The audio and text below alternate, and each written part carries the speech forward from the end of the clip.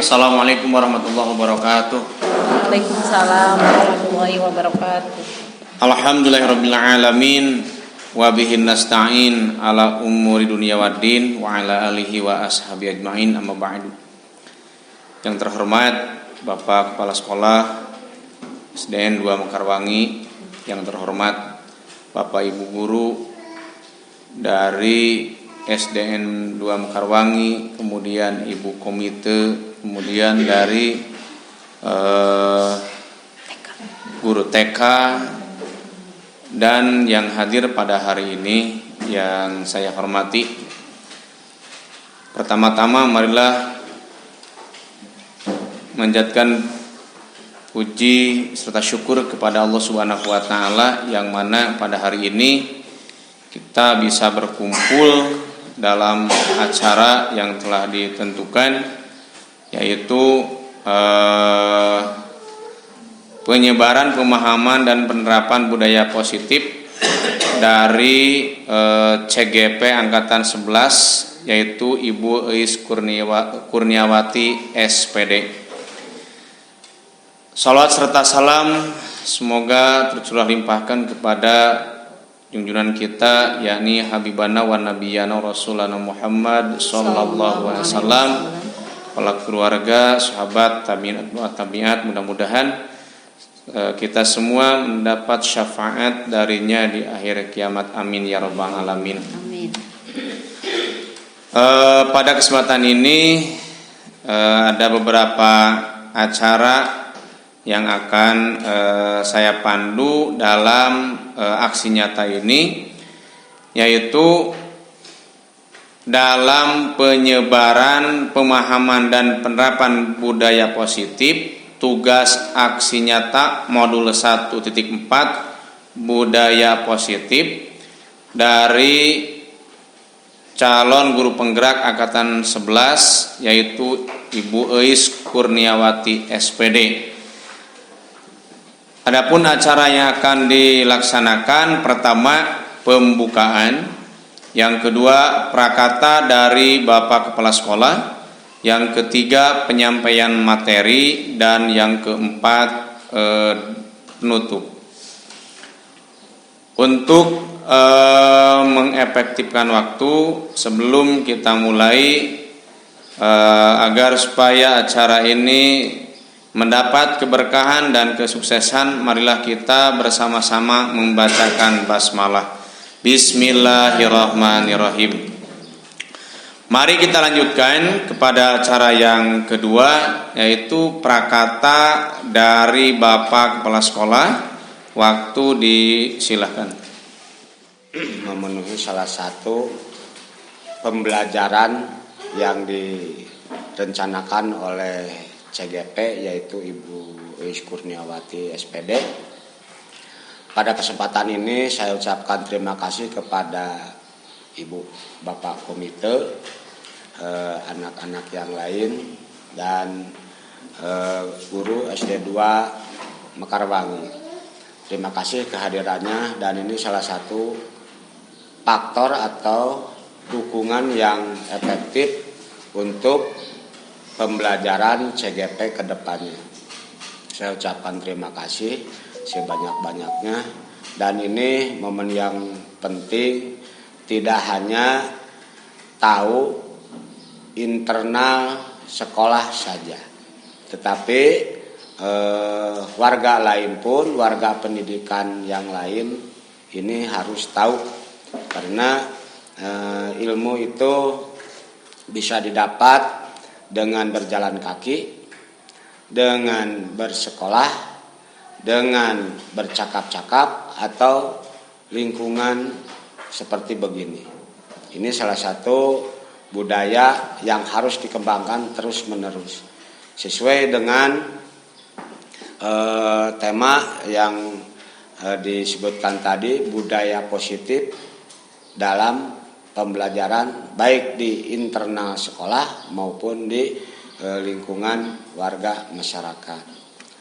Saya harap untuk calon guru penggerak ini salah satu momen yang sangat penting dan salah satu untuk memenuhi aksi nyata yang harus dikerjakan yang melibatkan berbagai pihak, melibatkan berbagai elemen warga yang lain untuk memenuhi aksi nyatanya.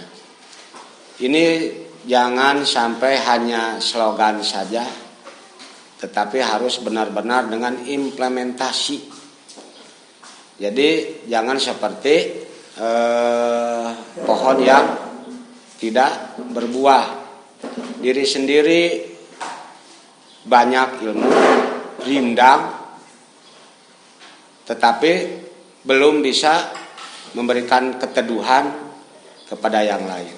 Nah, dengan aksi nyata seperti ini, alhamdulillah kita semua mendapatkan imbasnya, ilmunya. Untuk ilmu tidak dibatasi anak sekolah saja, TK saja, tidak.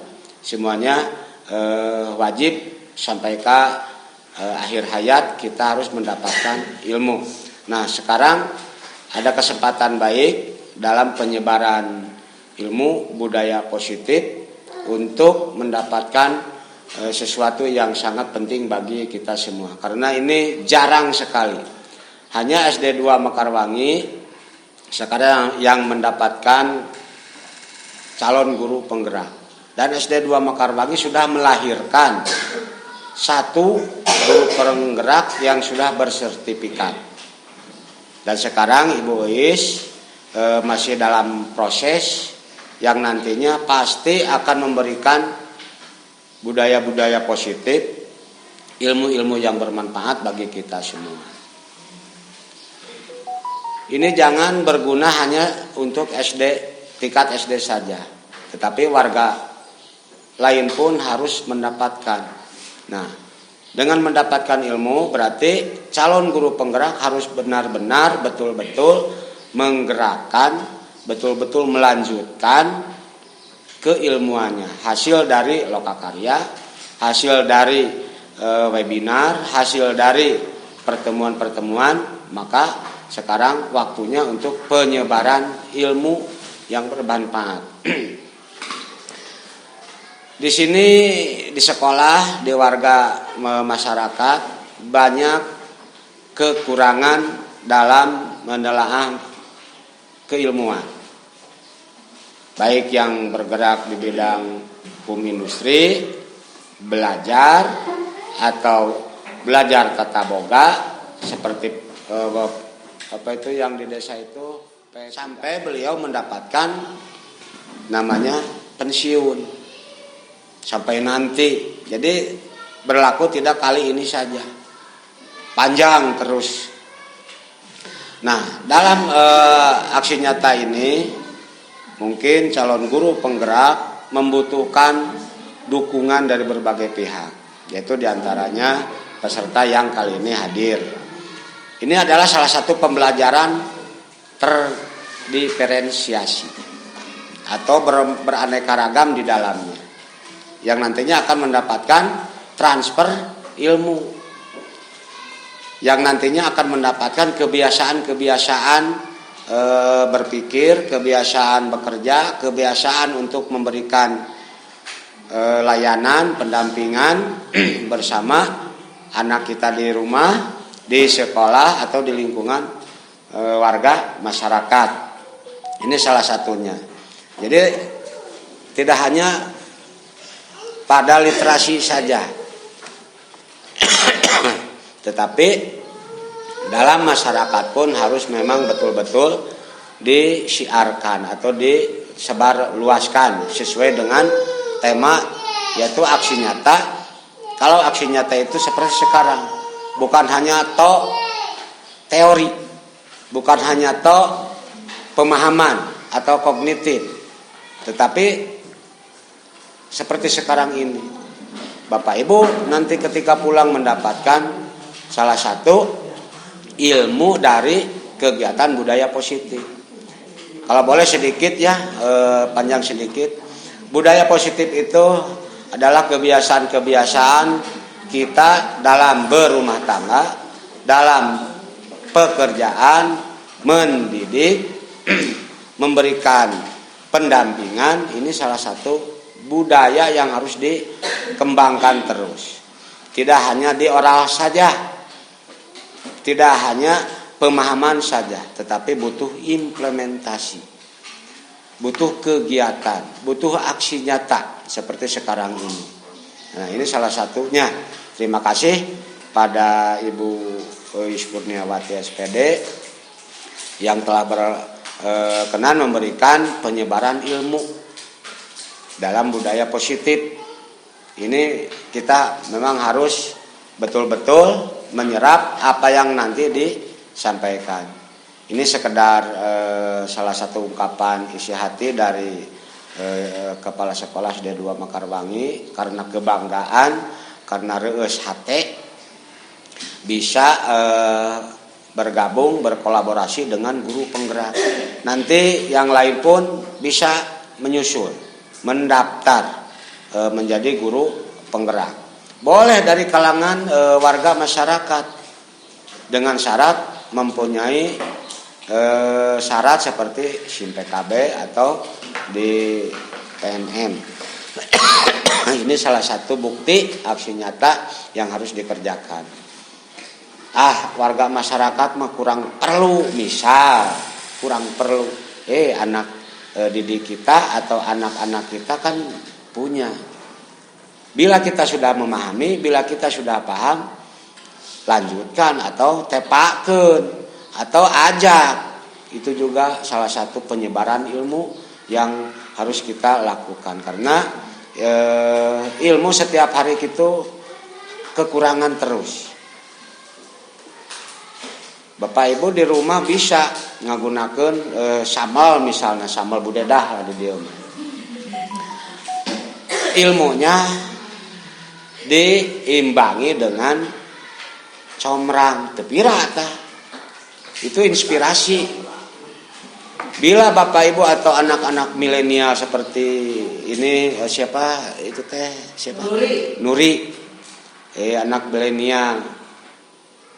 Resep yang harus dikembangkan, resep yang harus dicantumkan, aksi nyata dina coek digalikeun, ditambah we satu menu atau satu rasa atau satu benda yang membikin perasaan terangsang. Bukan terangsang negatif ya, tetapi untuk menggugah nafsu makan. Tepira ditambahan misalnya comrang atau ditambahan naon teh biseunya teh cikur tepira. Tetapi itu salah satu bumbu yang bisa merangsang. Ibu Eis pun dalam pelaksanaan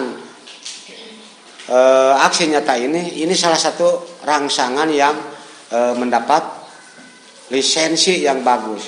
Kita ingin tahu, merasa tertantang. Hayang nyaho nepi ka mana, nepi ka kumaha gitu kan. Apa yang akan disampaikan? Nah itu. Maka kita sekarang akan mendapatkan ilmunya. Terima kasih sekali lagi ibu-ibu yang telah hadir mensupport kepada calon guru penggerak Ibu Eis yang telah memberikan keilmuannya kepada kita semuanya. Hanya itu saja, ini sekedar prakata dari Kepala Sekolah. Terima kasih. Billahi taufik wal hidayah. Wassalamualaikum warahmatullahi wabarakatuh. Terima kasih kepada Bapak Kepala Sekolah yang telah memberikan prakatan sambutan yang 14 dapat dimengerti oleh kita semua. Mari kita lanjutkan pada acara yang ketiga, yaitu penyampaian materi yang disampaikan oleh calon guru penggerak kelas 11, yaitu Ibu Eis Kurniawati SPD. Waktu kami silakan. Mohon izin berdiri. Assalamualaikum warahmatullahi wabarakatuh. Waalaikumsalam. Alhamdulillahirrahmanirrahim.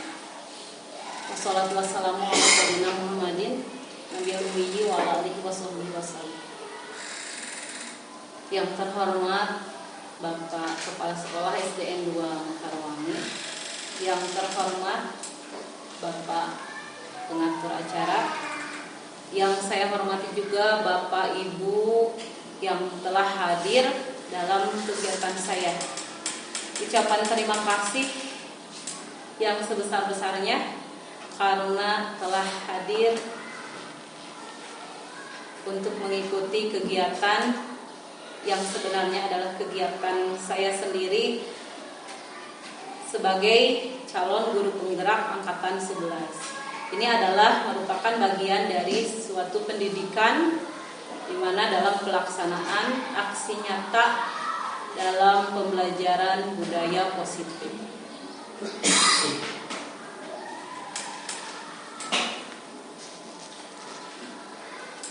Nah, Bapak Ibu yang saya hormati, sebelum kepada materi-materi, nah karena tadi kan sudah lelah, ada yang sudah kerja dulu di rumahnya Bapak Ibu komite, ada juga Bapak Ibu guru yang sudah lelah mengajar anak-anak, berkutik dengan kenakalan anak-anak, dengan keunikan anak-anak, aktivitas yang lain yang telah menguras tenaga dan pikiran.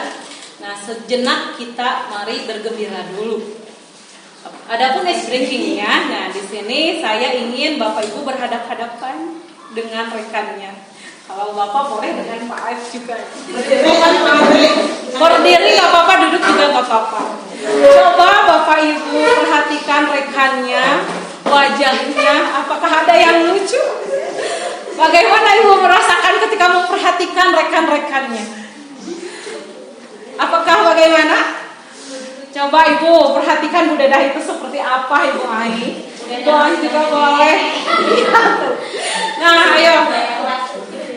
Coba kita tertawa satu kali. Hah? Diperhatikan. Tertawa satu kali. Hah? Tertawa dua kali. Hah? Hah? Tertawa tiga kali. Hah? Hah? Hah? Tertawa sebanyak-banyaknya. Iya. Mungkin itu hanya sekedar ice breaking ya. Tapi mengapa itu perlu? Karena salah satu kebutuhan dasar manusia itu adalah kesenangan, kebahagiaan. Ketika kita bisa tersenyum, tertawa, nah itu adalah kebahagiaan dalam diri kita. Jadi itu adalah pemenuhan atas kebutuhan kita sebagai manusia. Di sini kita akan membuat kesepakatan kelas terlebih dahulu. Apa Ibu kesepakatan kelas? Kalau dulu mah ya ada aturan main gitu. Kalau sekarang itu karena sudah beranjak ke kurikulum merdeka, ke dalam budaya positif, jadi kita akan membuat sebuah kesepakatan kelas.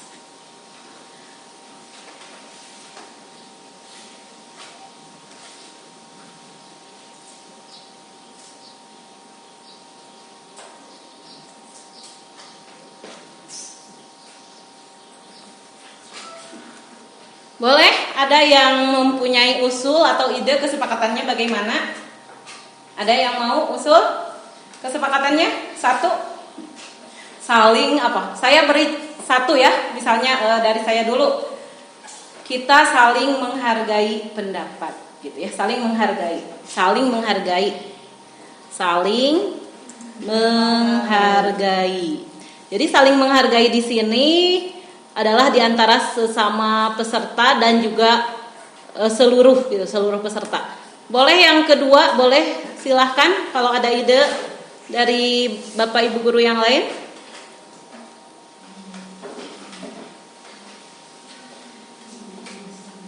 Ya boleh, udah dah kesepakatannya apa? Udah menghormati, udah termasuk, jangan memotong pembicaraan orang tapi sudah masuk. Oh iya, terima kasih. Ya, saling menghargai sudah termasuk kata Bu Dedah ya. Jangan memotong. Kemudian yang lain apa? Boleh makan dan minum yang disediakan. Ya, boleh sambil santai juga. Boleh sambil makan dan minum. Tapi bukan makan besar ya. Makan dan minum. Tidak boleh merokok. Oh, tuh ada usulan Pak. Bagus Ibu ya.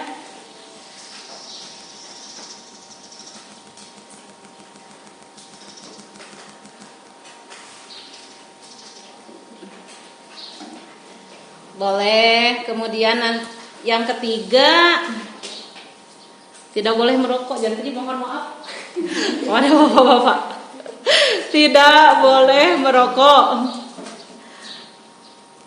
Boleh ada yang lain lagi? Waktu sampai jam 12. Oh, waktu.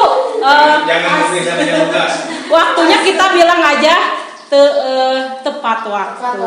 Ya, tepat waktu aja ya. Kegiatan harus tepat waktu. Kegiatan harus tepat waktu. Nah, kalau untuk jam 12 karena saya mulainya dari jam 11.15, jadi minimal saya itu harus 1 jam. Jadi saya mohon mungkin agak lebih sedikit gitu ya. Kemudian yang terakhir ada lagi, kita belajar atau berdiskusi dengan suasana yang gembira ya. Kita suasana diskusi harus gembira.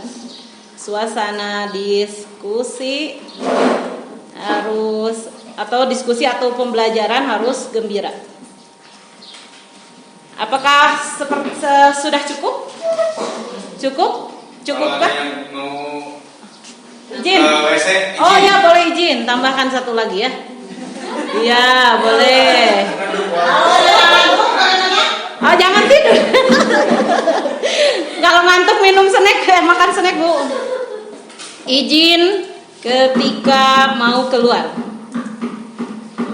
Nah, itu ya. Kita kecilin dulu.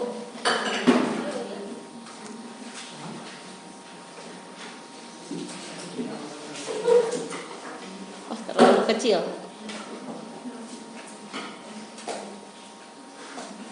Ya, sudah ya. Jadi kesepakatannya sudah kita buat.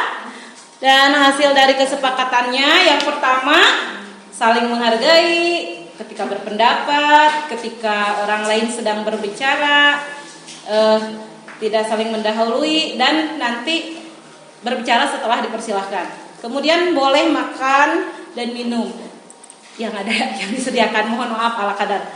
Kemudian tidak boleh merokok, kegiatan harus tepat waktu, suasana diskusi harus gembira, dan meminta izin ketika mau keluar. Deal ya, Bapak Ibu, sepakat? Iya, terima kasih. Ya. Nah, dalam materi yang telah saya dapatkan selama pendidikan dan khususnya pada modul 1.4 yaitu budaya positif, ada konsep-konsep dalam budaya positif yang harus kita pahami. Sebenarnya Bapak Ibu guru juga sudah menerapkan budaya positif, namun kali ini saya ingin menyamakan persepsi dan berbagi atas ilmu yang telah saya dapatkan selama pendidikan. Dalam budaya positif ada beberapa konsep, diantaranya yang pertama, disiplin positif dan nilai-nilai kebajikan. Yang kedua ada motivasi perilaku manusia. Yang ketiga di sini ada posisi kontrol sebagai seorang guru, atau kalau di rumah orang tua boleh ya. Kemudian ada juga 5 kebutuhan dasar manusia dan dunia berkualitas. Kemudian ada keyakinan kelas, dan yang terakhir ada segitiga restitusi. Nah, sebagai pertanyaan pemantik, saya ingin bertanya kepada Bapak Ibu di sini.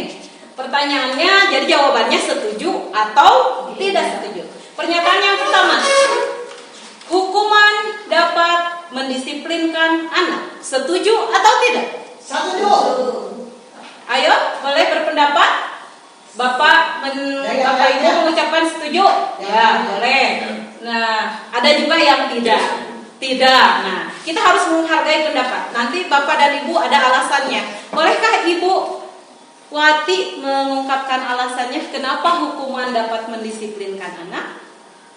Pendapat saya pribadi, hukuman adalah sanksi.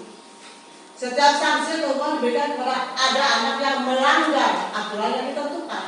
Jadi, saya setuju hukuman itu untuk mendisiplinkan anak. Begitu. Kalau dari Pak Saipudin, tepuk tangan dulu atas pendapatnya itu. Terima kasih. Pak Saipudin bagaimana? Saya ini menyatakan hukuman dapat mendisiplinkan anak ini tidak setuju, karena ya kalau memang anak setiap ada kesalahan misal terus dihukum, kadang-kadang anak menjadi trauma. Maka seharusnya bukan hanya hukuman tapi memberikan pendidikan yang positif. Itu alasan tidak setujunya. Oh iya, terima kasih ya. Kita tampung pendapat, ada yang lain yang mau berpendapat? Nah, kalau tidak ada kita lanjut ke pertanyaan kedua. Pemberian hukuman dengan hal positif seperti membaca atau membersihkan halaman sekolah dapat meningkatkan disiplin anak. Benarkah dapat meningkatkan disiplin anak? Dapat. Setuju? Iya, boleh. Kemudian yang ketiga, memberi penghargaan dapat meningkatkan motivasi belajar anak. Setuju atau tidak? Setuju. Iya. Nah, memberi penghargaan dapat meningkatkan motivasi belajar anak. Itu setuju. Saya mengucapkan terima kasih atas pendapat Bapak Ibu. Nah, nanti kita samakan dengan hasil pembelajaran saya. Apakah sama persepsinya dengan paradigma baru? Nah, dalam kurikulum Merdeka, mari simak ya Bu ya. Di sini ada pembelajaran dengan paradigma baru. Sebagai pengantar, pembelajaran dengan paradigma baru itu adalah pembelajaran yang sesuai dengan konsep pendidikan Ki Hajar Dewantara. Nah, Bapak Ibu sudah mengetahui bahwa Ki Hajar Dewantara itu adalah salah satu tokoh pendidikan nasional Indonesia. Menurut beliau, pendidikan itu melibatkan pengakuan akan pentingnya budaya dan lingkungan positif di sekolah yang menempatkan murid sebagai fokus utama. Jadi Bapak Ibu, pembelajaran lingkungan diciptakan untuk mendukung pembelajaran anak. Jadi anak itu yang utama. Apakah anak itu merasa aman? Apakah kan tujuan dari disiplin positif itu belajarnya itu akan terasa aman, nyaman, dan akhirnya bahagia. Apakah anak itu di sekolah itu bahagia? Merasa aman, merasa nyaman, lingkungannya mendukung atau tidak? Nah gitu. Nanti kita akan belajar ya. Kemudian dalam konsep KHD itu yang Ki Hajar Dewantara, pendidikan bukan hanya tentang mentransfer ilmu. Jadi bukan hanya kita sebagai guru teh ngajar, iya diajar matematika kieu, yang IPA teh kieu, bukan hanya mentransfer ilmu. Nah, di sini tapi mencakup juga pembentukan karakter dan pengembangan. Nah, ini saya salah ketik potensi ya ini. Potensi setiap murid. Karena itu kita harus menciptakan budaya dan lingkungan yang aman, nyaman, dan berpihak pada murid, sehingga menjadi kunci untuk mewujudkan visi pendidikan yang diinginkan. Setiap sekolah mempunyai visi gitu. Nah, itu bisa diwujudkan karena adanya dukungan atau dari budaya dan lingkungan yang positif. Di sini ada miskonsepsi tentang teori kontrol. Miskonsepsi itu jadi kesenjangan konsep gitu ya. Jadi, nah, di sini ada ilusi guru mengontrol murid. Ibu gambarna bayangkeun eta nuju naon? Di kumaha eta? Didorong gitu nya, didorong. Semua kemuatan positif katanya. Nah, efektif dan bermanfaat. Iya, betul. Kalau guru mengontrol murid juga bisa bagus. Kemudian ada ilusi bahwa kritik dan membuat rasa bersalah mampu menguatkan karakter. Nah, sebenarnya kalau itu dalam pendidikan yang sesuai dengan kurikulum Merdeka itu kurang tepat. Jadi, ketika kita memberikan hukuman, mengkritik dengan membuat anak merasa bersalah, nah itu sebenarnya kurang tepat gitu ya. Kemudian di sini ada ilusi bahwa orang dewasa berhak memaksa. Berhak tidak, Bu? Tidak. Nah, jadi dalam kurikulum Merdeka itu anak itu harus merdeka. Jadi anak teh boleh mengungkapkan keinginannya, cara belajarnya bagaimana, ingin penerapan disiplinnya bagaimana gitu. Nah, itu yang sebenarnya. Jadi ada yang konsepsi yang miss gitu ya, seperti tadi bahwa hukuman itu sesuai. Di sini ada perubahan paradigma stimulus respon, yaitu teori kontrol dan teori pilihan. Kalau menurut stimulus respon, real kebutuhan kita itu sama. Benarkah sama tuh, Bu? Kebutuhan setiap orang sama tidak? Tidak.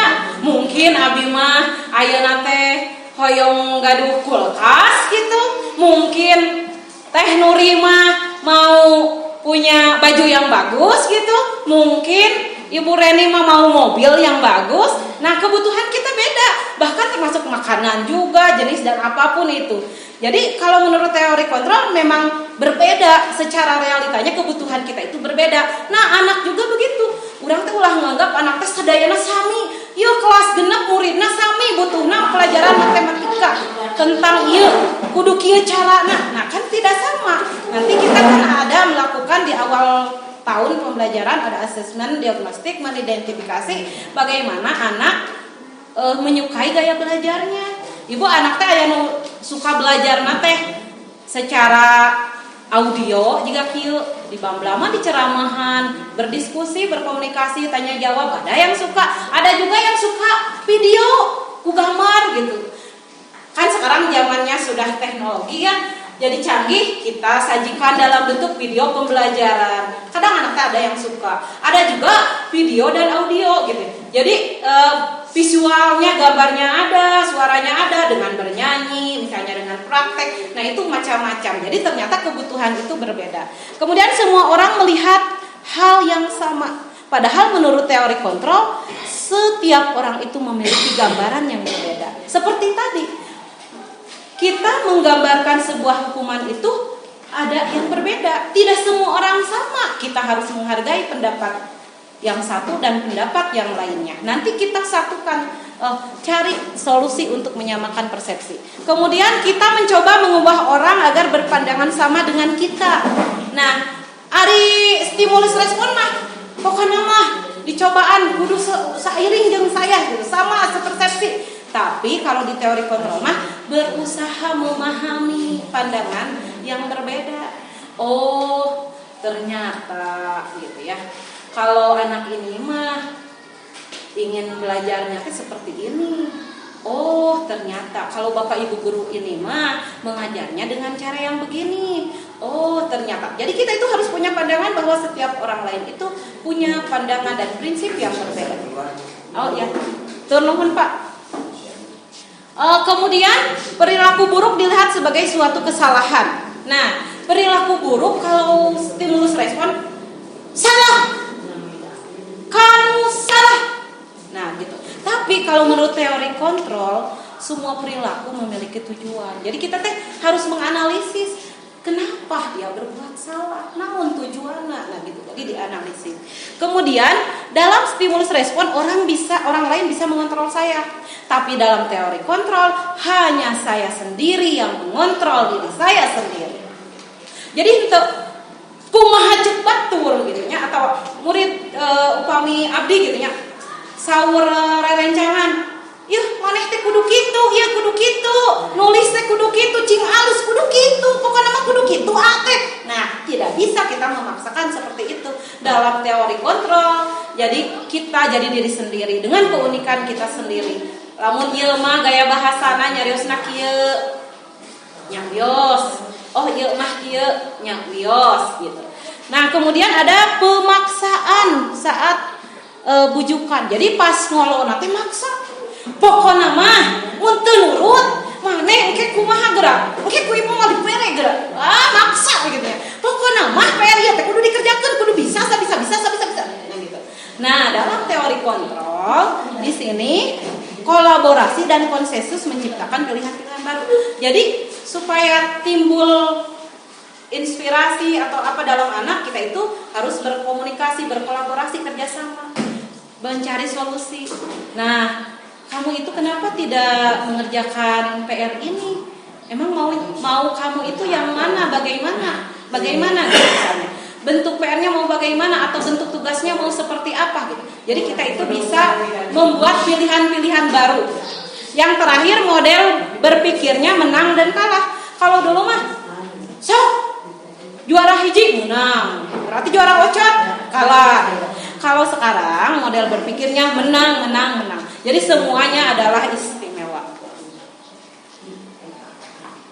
Kita masuk ke dalam materi disiplin positif sebagai bagian dari budaya positif. Ibu disiplin, cobi satu acan diteraskeun manawi aya nu bade nguningakeun pendapatna yang mau berpendapat apa arti disiplin? Boleh Bu? Disiplin? Boleh? Disiplin itu? Definisi disiplin, pengertian disiplin adalah orang yang selalu turut pada aturan yang berlangsung. Tata tertib itu dipakai. Begitu pendapat saya. Ya, terima kasih. Yang lain boleh? Adakah yang lain? Nah, mari kita kembali kepada konsep yang di sini ya. Ibu betul sekali ya, disiplin itu menaati segala aturan. Namun di sini ditambahkan bahwa disiplin positif itu lebih ke arah disiplin diri, mengontrol diri. Jadi dimulai segala sesuatunya dari diri sendiri. Memilih tindakan yang mengacu pada nilai-nilai yang dihargai supaya tercapai tujuan mulia. Nah, ini secara definisi secara panjangnya.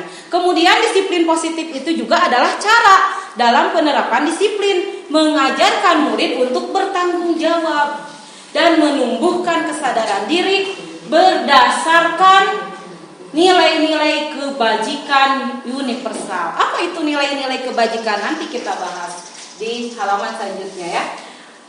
Tujuan dari disiplin positif yaitu menanamkan motivasi intrinsik. Ibu, motivasi intrinsik teh motivasi nu tubuh di dalam dirina, untuk didorong-dorong ke urang gitunya. Nah, pada murid, jadi murid teh tumbuh keinginan dari diri sendiri untuk menjadi orang yang mereka inginkan dan menghargai diri sendiri dengan nilai-nilai yang mereka percaya. Jadi itu sabebasna, merdeka teh, kurikulum merdeka teh bukan sabebas-bebasna, ada batasannya. Di sini yaitu merdeka, bebas, ingin menjadi orang diri sendiri, tapi ada nilai-nilai yang dipercaya. Nah, nilai-nilainya yaitu di sini nilai-nilai kebajikan. Apa itu nilai-nilai kebajikan? Nilai-nilai kebajikan adalah nilai yang disepakati bersama, terlepas dari suku bangsa, agama, bahasa maupun latar belakang. Seperti tadi Ibu, nilainya saling menghargai. Kita kan sepakat kan antara peserta dengan saya. Nah, itu salah satu prakteknya. Nilainya saling menghargai ya. Kemudian ada yang tadi tepat waktu, berarti disiplinnya gitu ya. Kemudian ada tadi sebagian lagi. Di sini ada contoh nilai kebajikan institusi atau organisasi.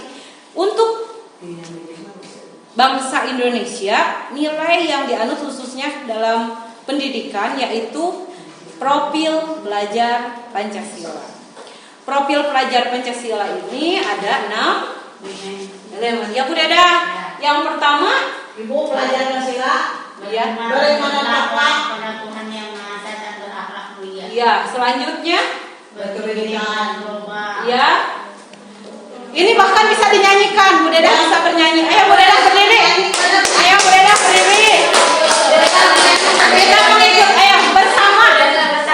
Saya berdiri semua berdiri. Boleh berdiri. Berdiri. Kita bernyanyi profil pelajar Pancasila. Bu Deda boleh ke depan. 1, 2, 3. Belajar Pancasila, beriman dan bertakwa pada Tuhan Yang Esa dan berakhlak mulia, berkebinekaan global, gotong royong mandiri, kreatif dan bernalar kritis. Nah, itu adalah, terima kasih Bapak Ibu, terima kasih Bu Deda. Itu adalah profil pelajar Pancasila. Ada anak-anak pada resep nyanyi nah, namun kita juga sama suka gitu. Tapi harus memahami keenam dimensi tersebut. Jadi profil pelajar Pancasila teh sosok murid Pancasila teh satu, beriman, bertakwa pada Tuhan. Itu adalah yang utama, landasan yang utama. Beriman, bertakwa. Kalau kita umat muslim tentu saja kepada Allah Subhanahu wa taala. Kemudian berakhlak mulia. Berakhlak mulia berarti punya tata krama, sopan santun. Upami salat Islam nama berakhlakul karimah. Sungguh dalam diri Rasulullah SAW telah ada suri tauladan yang baik padanya. Jadi yaitu akhlakul karimah. Nah, kemudian ada juga berkebinekaan global. Apa itu maksudnya berkebinekaan global? Jadi kita itu Kebinekaan. apa? Bermacam-macam. Iya, ada bineka global. Dalam di Indonesia itu ada banyak suku, agama, ya, ras. kemudian adat istiadat. Jadi kita itu harus punya pemikiran untuk menghargai dan bersikap toleransi terhadap penganut yang lain gitu. Jadi berkebinekaan global walaupun berbeda-beda gitu ya, berbeda-beda. Kemudian ada gotong royong. Nah, gotong royong mah di Sunda oke geuningan tos aya suka ada ya dalam di budaya orang Sunda Jawa Barat. Gotong royong teh geuningan sok diparibasakeun kumaha? Bocoy. Sampai singkatan eta mah Bu. Gotong royong. Gotong royong pami dibahasakeun dikana paribasakeun kumaha? Ringan. Nah, terus lamun cek Sundana kumaha? Terang. Tah, gitu iya bagus. Nah, itu kita bisa menggali ya budaya yang ada di kita. Silahkan, santai saja kan kita harus gembira. Kemudian ada mandiri, di mana mandiri itu pelajar Pancasila itu harus bisa mandiri, melakukan berusaha oleh diri sendiri.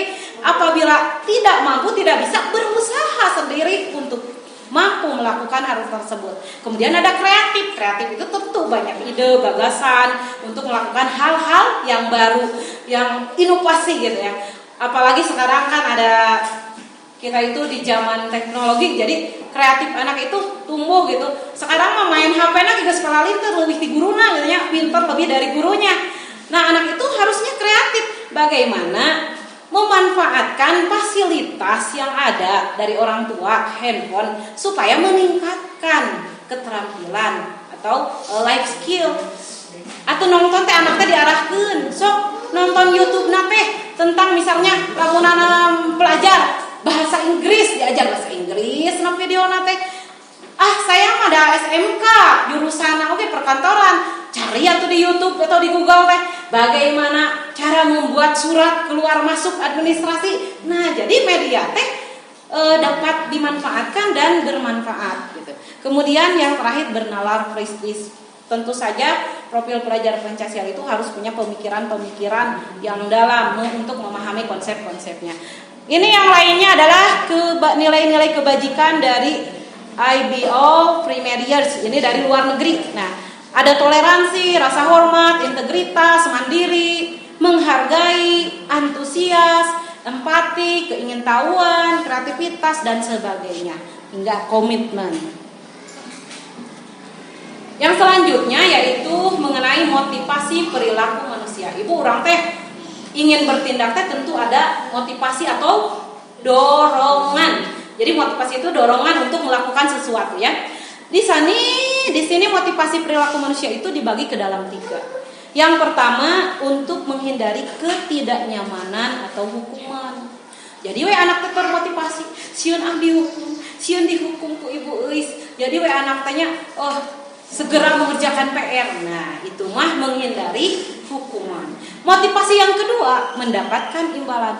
Cek ibu oke lamun ngerjakeun PR bakal menang jempol hiji, bintang hiji. Di TK biasanya suka penerapan seperti itu ya. Suka memberikan penghargaan bintang. Nah, itu seperti itu. Itu motivasi yang kedua. Kalau yang ketiga motivasinya yaitu untuk menjadi orang yang mereka inginkan, menghargai diri sendiri dengan nilai-nilai yang mereka percaya. Jadi inilah yang ideal. Motivasinya tumbuh dari dalam dirinya. Gitu. Di sini ada penjelasan lebih lanjut. Yang seharusnya, yang idealnya, yang baiknya, motivasinya adalah motivasi dari diri sendiri. Jadi tugas guru teh atau apa? Perannya apa? Yaitu menggali motivasi supaya anak ada motivasinya dalam diri sendiri gitu. Anak teh jadi termotivasi. Kalau anak atau murid sudah termotivasi dalam dirinya akan terus membiasakan hal-hal itu. Ini teh baik untuk saya mengerjakan PR teh menambah pengetahuan, kedisiplinan, enjing bakal tiasa ngesian mun ulangan. Jadi itu teh motivasi dalam diri nya ngerjakeun. Henteu karena sieun dihukum, teu karena dek menang hadiah, tapi itu teh karena keinginan sendiri. Nah, seperti itu sebenarnya motivasi yang diharapkan. Selanjutnya ada posisi kontrol seorang guru. Kalau dalam rumah tangga mungkin kan ya ada ayah kepala rumah tangga, ada ibu juga. Rata-rata pendidikan di rumah itu adalah ibu yang utama ya. Karena ayah ada banyak kesibukan yang lain, kalau ibu mah banyak waktu. Nah, di sini bisa kita mengambil pelajaran dari posisi kontrol seorang guru. Yang pertama, guru bisa sebagai penghukum. Yang kedua, guru juga bisa sebagai pembuat rasa bersalah. Kemudian, guru juga bisa menjadi teman. Kemudian, ada guru sebagai pemantau. Dan yang terakhir, guru sebagai manajer.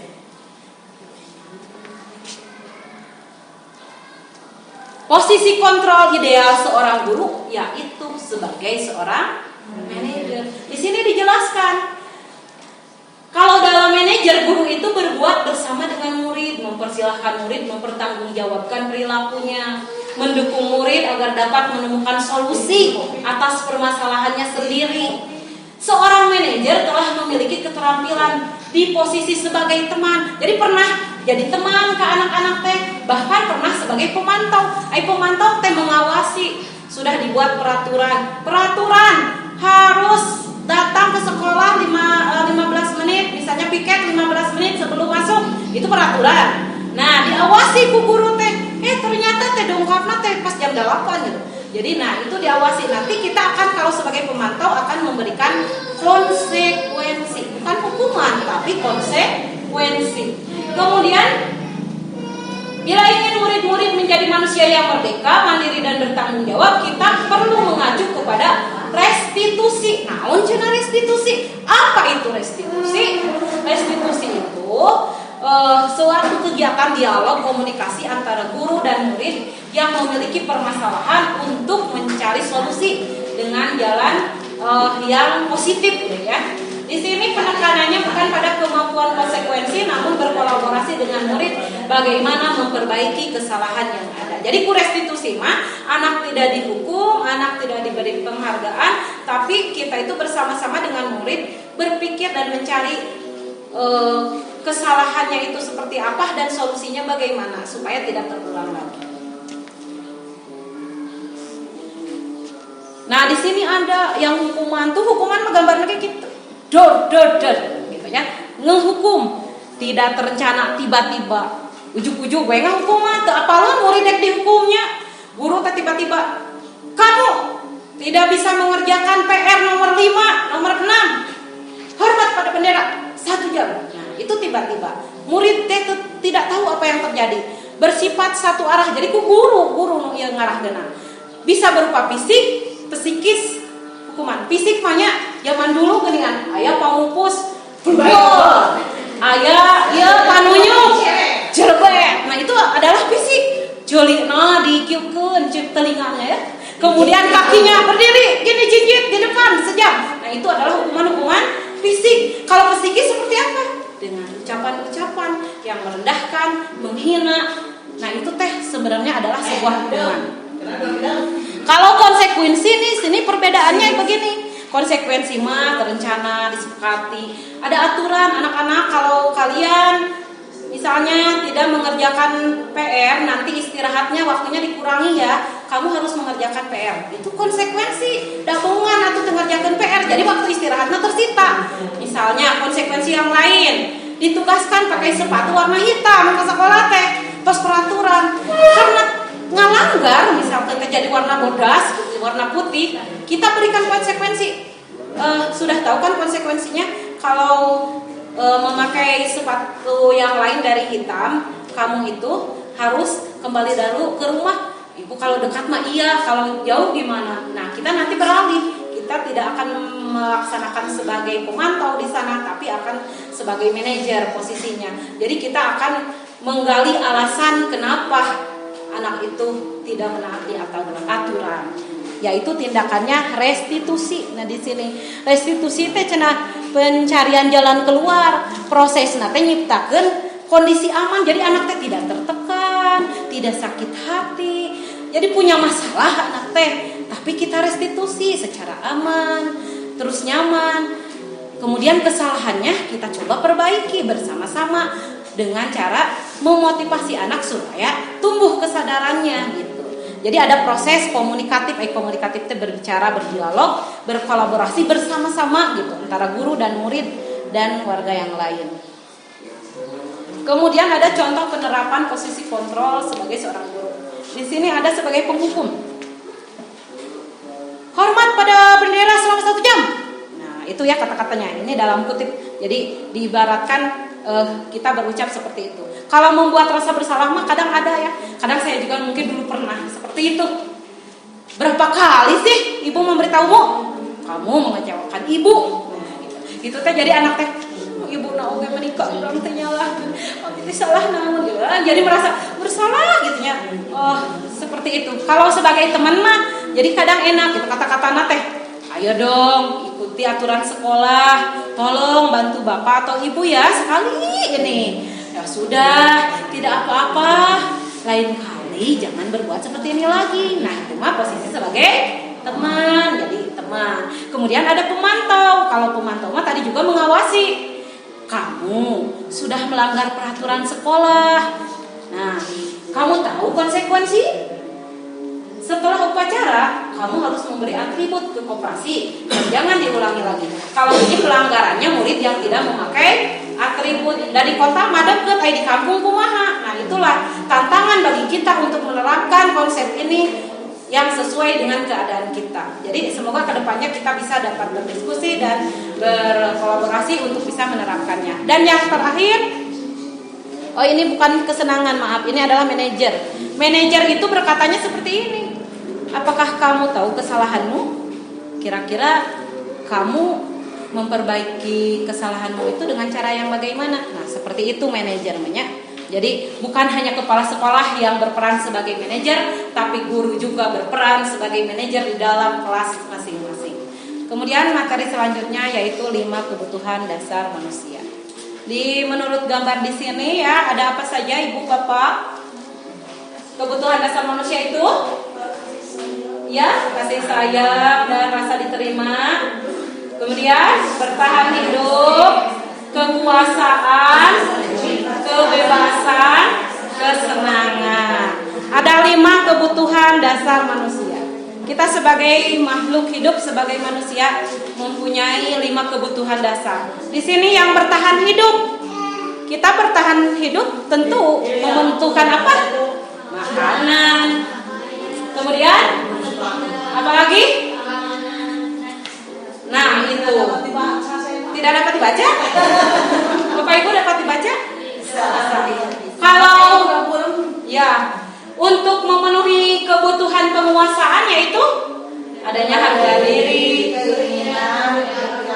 Kemudian ya, kemudian kebutuhan akan cinta dan kasih sayang, rasa diterima, dipedulikan, berbagi, bersama, menjadi bagian dari kelompok. Kalau kebebasan, Mandiri, memiliki pilihan, mencoba, tahu, mampu mengendalikan arah dirinya. kalau yang terakhir kesenangan, Bernyanyi, humor, tertawa, senang, gembira. ya, karena ini ada kesenangan, kita ice breaking lagi. Ibu Bapak boleh berdiri. Ini lagu dan juga ada gerakan dan juga ada ucapan sebenarnya dan sebaliknya.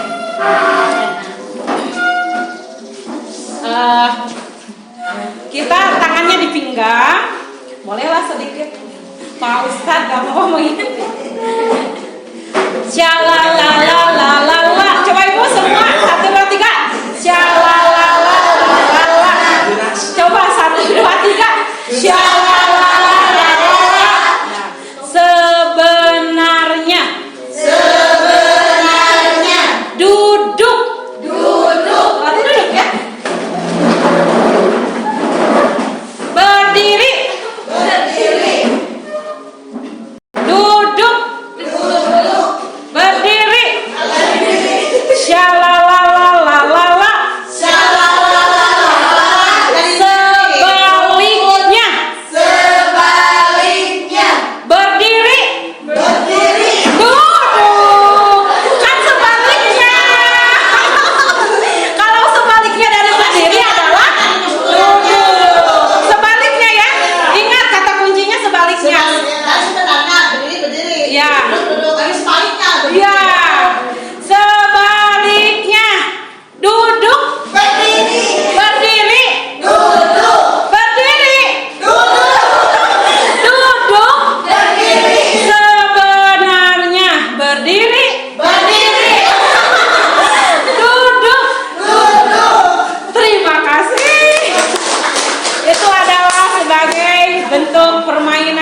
dapat menimbulkan kesenangan dan kegembiraan. Itu bisa diterapkan di kelas masing-masing. Anak-anak bisa gembira tapi Kemudian ya, materi selanjutnya adalah mengenai keyakinan kelas atau sekolah.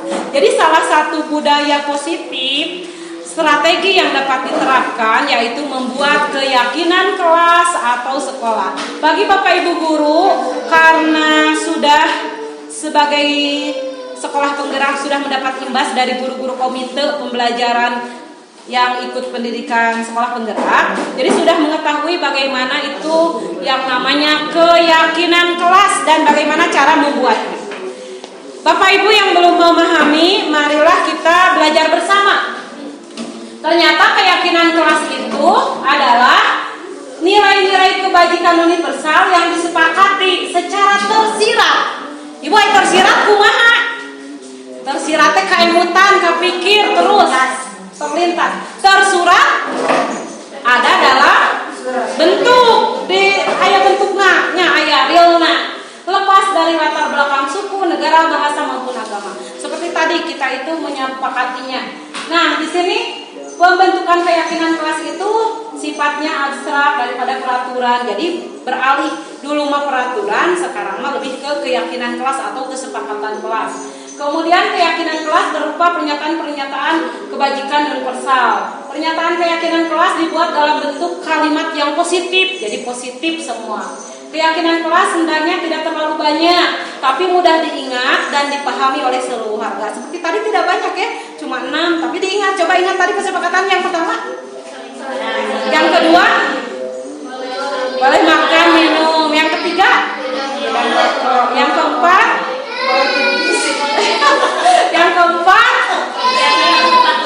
ya tepat waktu. Yang kelima, izin ketika mau keluar. Seperti itu, jadi dapat diingat.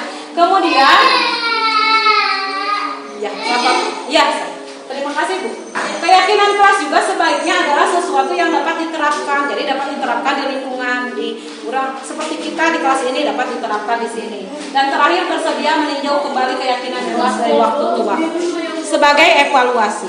Contoh Ibu di sini ada ya. Keyakinan kelas 4 SDN 2 Mekarwangi. Hadir tepat waktu, diberi gambar-gambar, berdoa sebelum dan sesudah belajar, menjaga kebersihan kelas, bersikap jujur, saling menolong, menghormati, belajar dengan sungguh-sungguh. Nah, yang tadi bisa ditambahkan, izin ketika mau keluar kelas. Nah, itu boleh, itu adalah contoh keyakinan kelas. Bisa dibuat. Kemudian yang terakhir materinya adalah segitiga restitusi dalam penyelesaian masalah.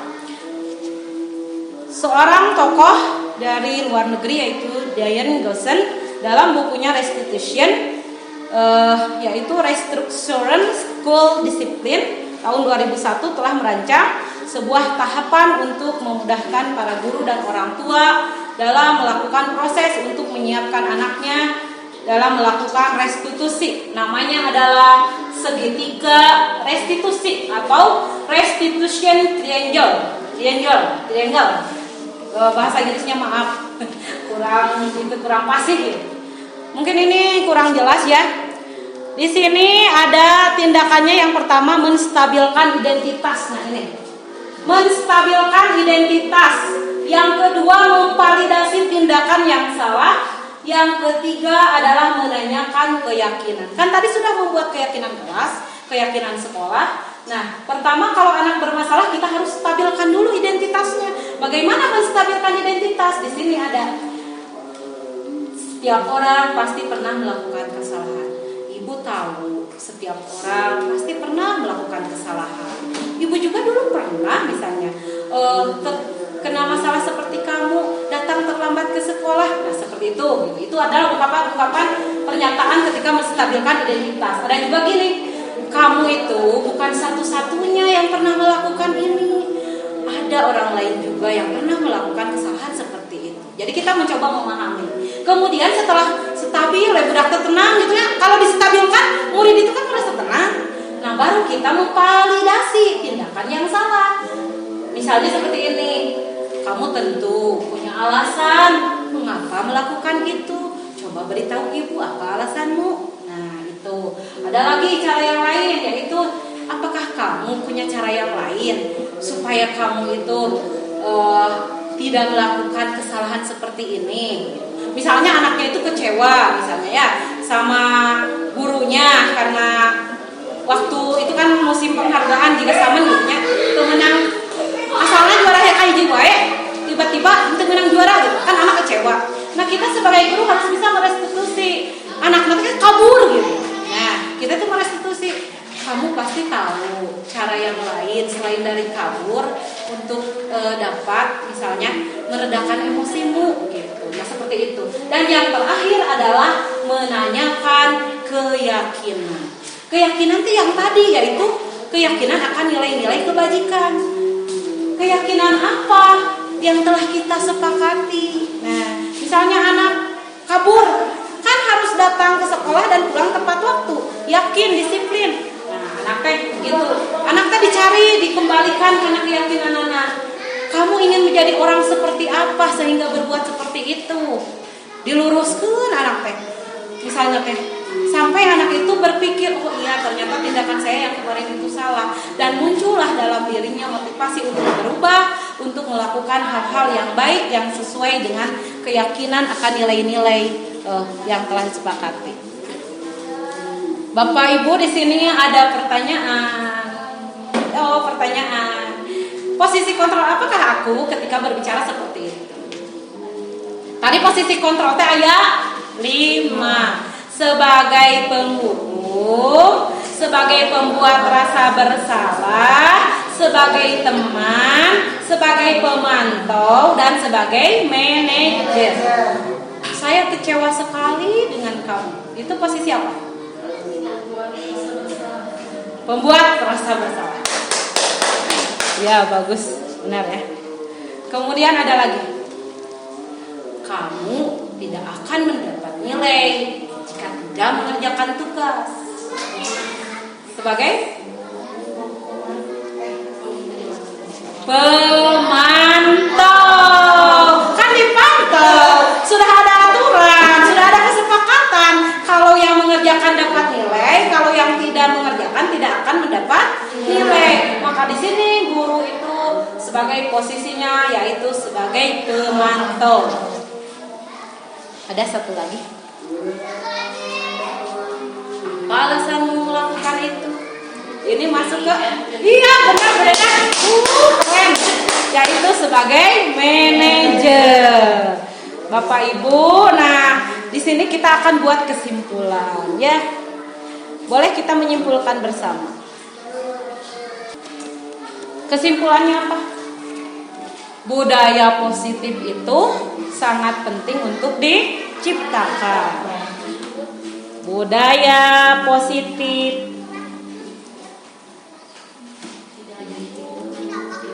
Ya, sangat penting untuk diciptakan atau diterapkan ya. Sangat penting untuk diciptakan dan diterapkan dalam kehidupan. Ya, benar. Kesimpulan yang kedua. Tadi dari posisi kontrol sebaiknya kita harus berperan sebagai apa? Ya, teman bisa, pemantau bisa, tapi yang paling ideal adalah sebagai manajer. Posisi kontrol yang paling